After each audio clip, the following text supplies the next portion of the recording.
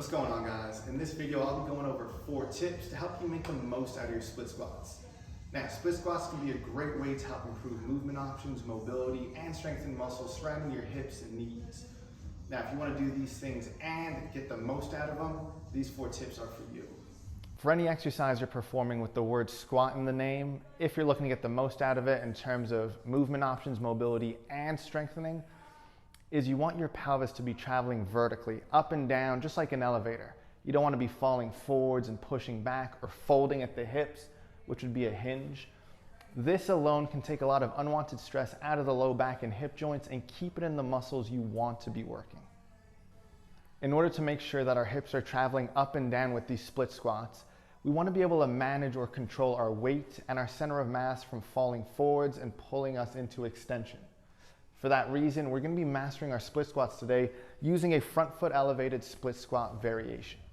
On to the 4 tips. All right, guys, tip number 1 is going to be foot distance. When we're setting up for our split squat, we're going to have our toes pointing directly ahead. And in terms of distance, you want to find a distance that when you drop straight down, your rear knee is ending right behind, if not very close to the heel of your lead leg. This will keep us nice and stacked as we go down and keep the pressure in the muscles that we want working. Tip number 2, we're going to make sure we're high up on the ball of our foot on this rear leg.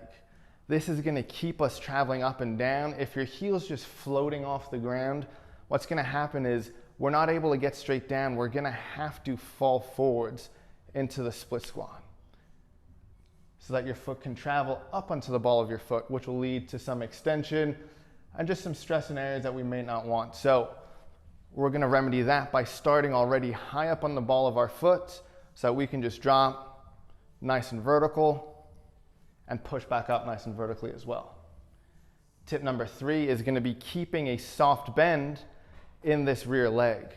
By that I mean letting it relax, softly bend, which will bring the pelvis into a little tuck, a nice neutral position for us to work in, which will also help with maintaining that stack to drop nice and vertical and push back up nice and vertically as well.